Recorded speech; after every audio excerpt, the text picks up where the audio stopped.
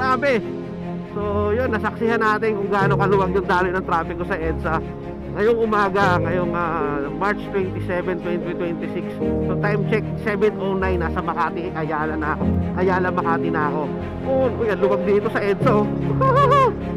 Usually kasi yung mga motor dito sa bike lane dumadaan eh, napakaluwag.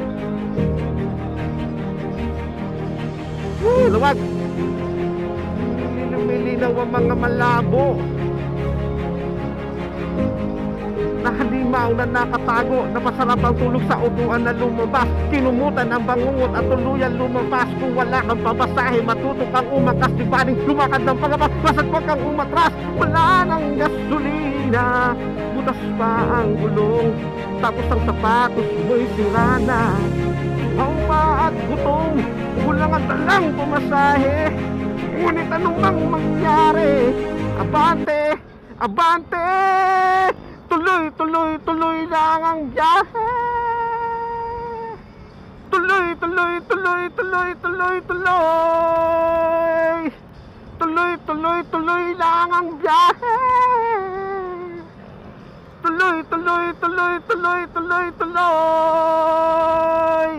Tuloy, tuloy, tuloy. 125, 135, 96, 104 dito sa Shell EDSA, Connecticut. Woo, grabe na yan.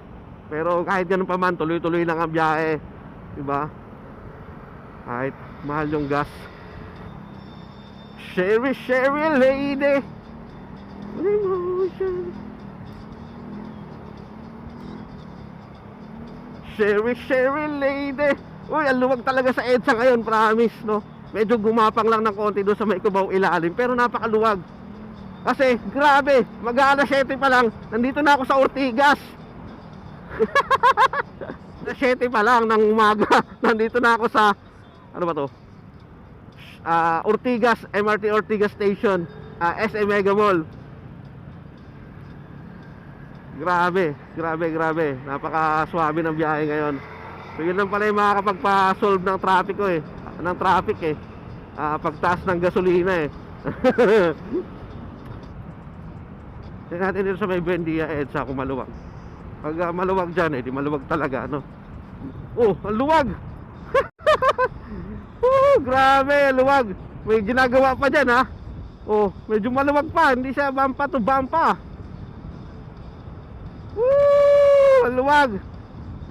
So, time check, 7:05 na ng umaga. Nandito na ako sa may, ano, Makati EDSA.